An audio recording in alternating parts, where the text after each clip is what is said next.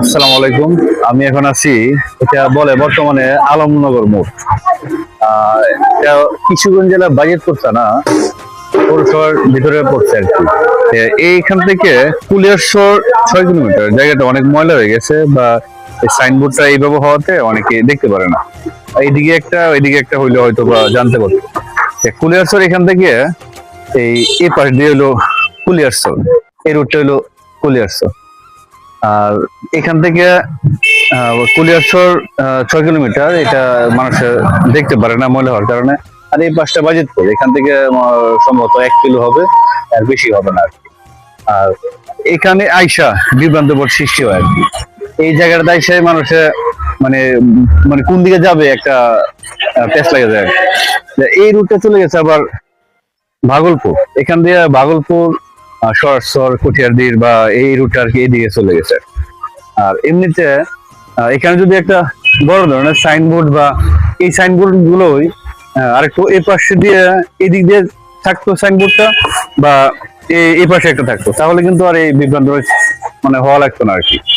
প্রতিদিন কম করে হলো 10-15 জন 20 জন আইসা মোড়ের মধ্যে জিজ্ঞাসা করবেই, এই কি দোকানদার আছে, ওই পাশে একটা দোকান আছে, আইসা জিজ্ঞাসা করবেই যে এই দোকানগুলোতে মানুষ যখন বসে থাকে যে আমি ভাগলপুর যাব, বাজিতপুর যাব বা কুলিয়ারচর যাব, কোন কোন রোডে যাব এবং কত কিলোমিটার, কতটুকু দূরত্ব।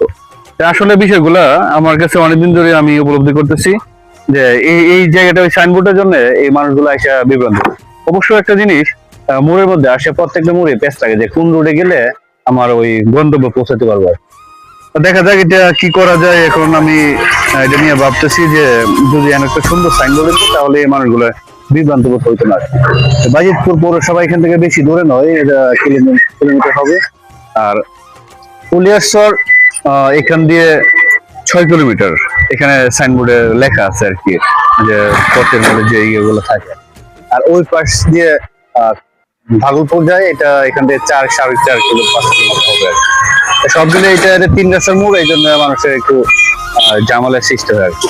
তো আজকে এই জিনিসটা আমার কাছে অনেকদিন ধরে মানে ইয়া লাগতেছে যে অনেকগুলো মানুষ বিভ্রান্ত বোধ হয় যে কি করা যায়।